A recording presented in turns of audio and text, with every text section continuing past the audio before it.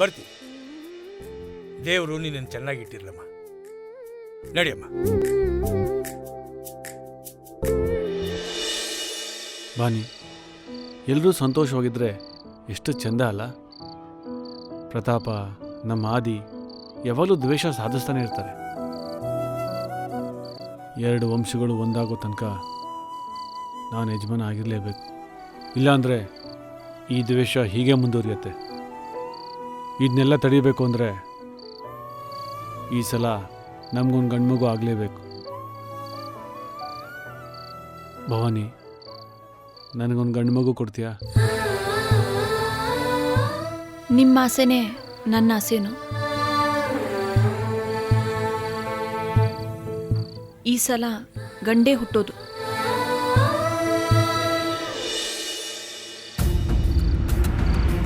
ಪ್ರತಾಪ ಇಲ್ಲಮ್ಮ, ಅವನು ಯಾವಾಗ ಏನು ಮಾಡ್ತಾನೆ ಅಂತ ಅವನಿಗೆ ಗೊತ್ತಿರಲ್ವಲ್ಲ. ಕ್ಷಣ ಚಿತ್ತ ಕ್ಷಣ ಪಿತ್ತ.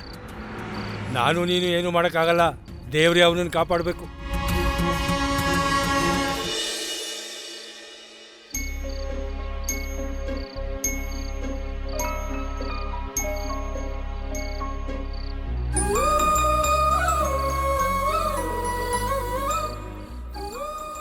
ಭವಾನಿ ತನಗೆ ಹುಟ್ಟೋ ಗಂಡು ಮಗುಗೋಸ್ಕರ ಕುಲಾವಿ ಹುಡುಕ್ತಿದ್ದಾಳೆ ಅನ್ಸುತ್ತೆ. ಆದರೆ ನನ್ನ ವಾರಸ್ದಾರನಿಗೆ ಅದನ್ನು ನಾನು ಆಗಲೇ ಮಾಡಿಟ್ಟಿದ್ದೀನಿ.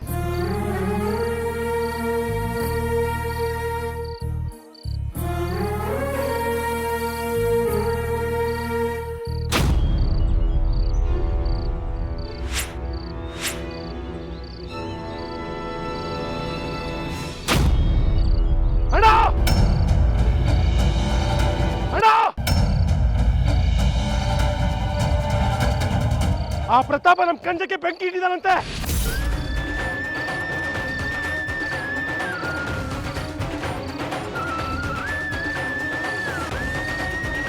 ಕೈ ಗದೇನೇನು ಸಿಗುತ್ತಾ ಎತ್ಕೊಳ್ರು. ಆ ರುದ್ರವಂಶದ ಎಲ್ಲಿದ್ರು ಒಬ್ಬೊಬ್ಬರನ್ನು ಹುಡುಕಿ ತೆಗ್ದಾಕಿ.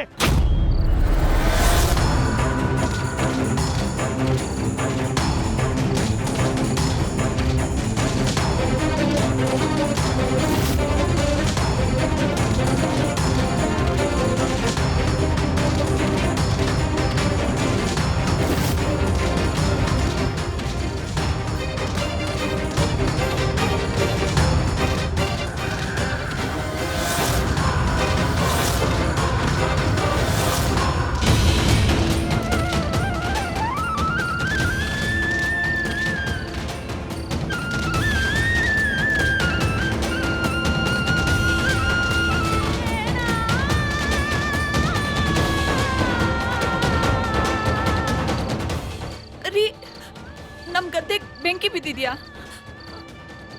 ಹೌದು. ಹೇಗೆ? ಅದನ್ನೆಲ್ಲ ನಾನು ಆಮೇಲೆ ವಿಚಾರಿಸ್ಕೊಂತೀನಿ. ಹೋಗು, ನಾನು ಹೇಳ್ತಾ ಇದ್ದೀನಲ್ಲ, ಹೋಗು. ಆದಿತ್ಯ, ನಿಂತ್ಕೊಳ್ಳೋ. ಆದಿತ್ಯ, ನೀವು ನೀವೊಬ್ರೆ ಹೋಗ್ಬೇಡಿ, ನಾನು ಬರ್ತೀನಿ. ನಂಗೆ ಭಯ ಆಗ್ತಿದೆ. ನಿನ್ ಮನೆ ಹೋಗು ಅಂದೆ. ಇಲ್ಲ ರೀ, ನಾನು ಮನೆಗೆ ಸೇರ್ತೀನಿ ಅಂತ ನಂಬಿಕೆನೇ ನಂಗೆ ಬರ್ತಿಲ್ಲ. ನಾನು ಬರ್ತೀನಿ. ಸರಿ ಬಾ.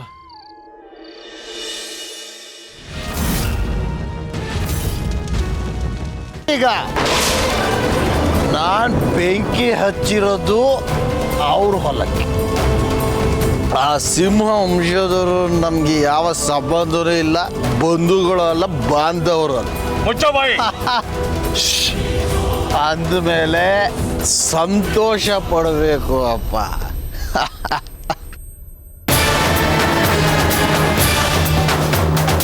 ಏನು ಆಗಿದೆ ನಿನಗೆ? ಏನಾಗಿದೆ? ನೀನು ಒಬ್ಬ ರೈತ, ಭೂಮಿ ತಾಯಿನ ನಂಬಿ ಬದುಕ್ತಾ ಇರೋದು. ಅಂತ ಭೂತಾಯಿ ಹೋಟೆಲ್ಗೆ ಬೆಂಕಿ ಇಟ್ಬಿಟ್ಟೆಲ್ಲ. ಸರಿಯಾಗಿ ಹೇಳಿದ್ರಿ ಅಪ್ಪಾಜಿ. ಪೈರು ಫಸಲು ತಾಯಿ ಸಮಾನ. ನಾನು ಬೆಂಕಿ ಇಟ್ಟಿರೋದು ವೈರಿಗಳ ಬೆಳೆ, ಅಂದರೆ ನಮ್ಮ ವಿರೋಧಿಗಳ ತಾಯಿ. ಅಪ್ಪಾಜಿ ಸುಟ್ಟು ಹೋಗ್ಲಿ ಬಿಡಿ. ಕುಡಿದು ಅಪ್ಪನ ಮುಂದೆ ಮಾತಾಡ್ತೀಯ?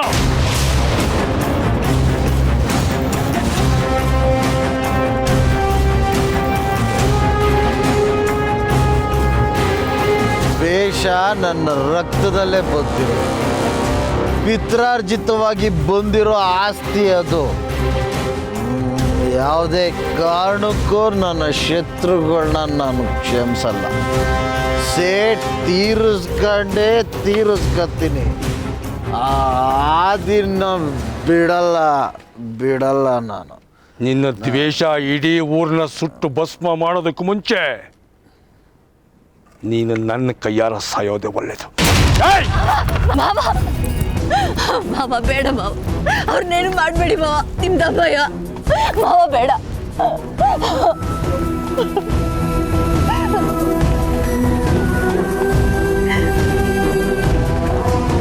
ಸುಲೋಚನಾ, ನಿನ್ನ ಗಂಡ ಸಿಂಹ ವಂಶದವ್ರನ್ನ ಕೆಣಕ್ ಕೊಟ್ಟಿದ್ದಾನಮ್ಮ. ಅವ್ರು ಖಂಡಿತ ಸುಮ್ಮನೆ ಇರೋರಲ್ಲ. ಇವನು ಮನೆಯಿಂದ ಹೊರಗೆ ಹೋಗಬಾರ್ದು. ಆಗ ಕಾಪಾಡೋ ಜವಾಬ್ದಾರಿ ನಿಂದು.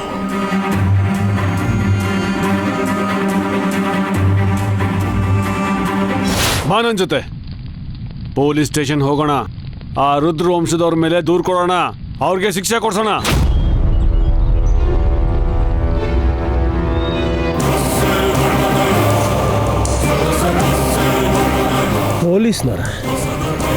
ಪೊಲೀಸ್ನವ್ರು ಯಾಕೆ ಬೇಕು ನಮಗೆ?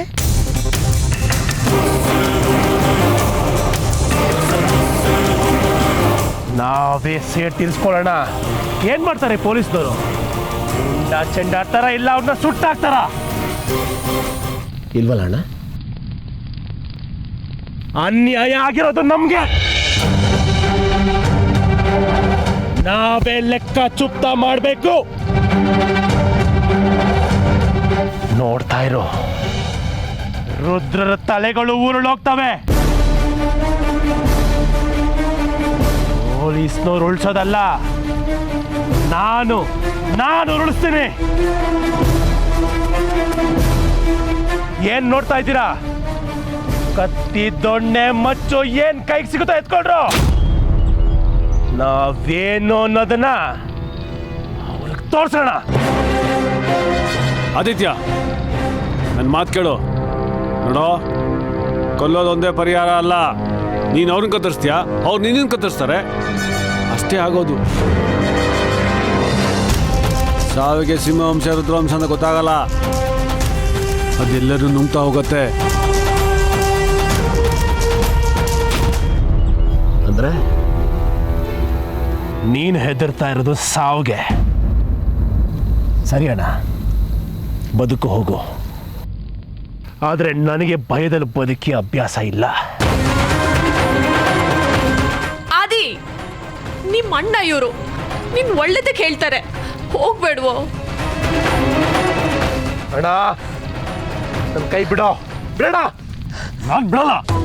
ಏನಾಗಿದೆ ನಿಮ್ಗೆ? ಇಂಥ ಹೊತ್ತಲ್ಲಿ ಏನು ಜಗಳ ಮಾಡ್ತಿದ್ದೀರಾ? ಏನಾಗಿದೆ ನಿಮ್ಮಿಬ್ರಿಗೆ? ಮಂಜರಿ, ನಿನ್ ಗಂಡನ್ ಒಂಚೂರು ಹೇಳೆ, ಅವ್ನು ನಿನ್ ಮಾತು ಕೇಳ್ತಾನೆ. ಮಂಜರಿ, ಅಬ್ಬೆ ನೀವಾದ್ರೂ ಹೇಳಿ ಅಬ್ಬೆ, ನಿಮ್ ಮಾತು ಕೇಳ್ತಾರೆ ಅಬ್ಬೆ. ತಡೀರಿ ಅಬ್ಬೆ, ಇಲ್ಲಾಂದ್ರೆ ಹಿಂಗೆಲ್ಲ ಸುಟ್ಟು ಹೋಗುತ್ತೆ, ನಾಶ ಆಗತ್ತೆ. ಅಬ್ಬೆ ಮಾತಾಡಿ.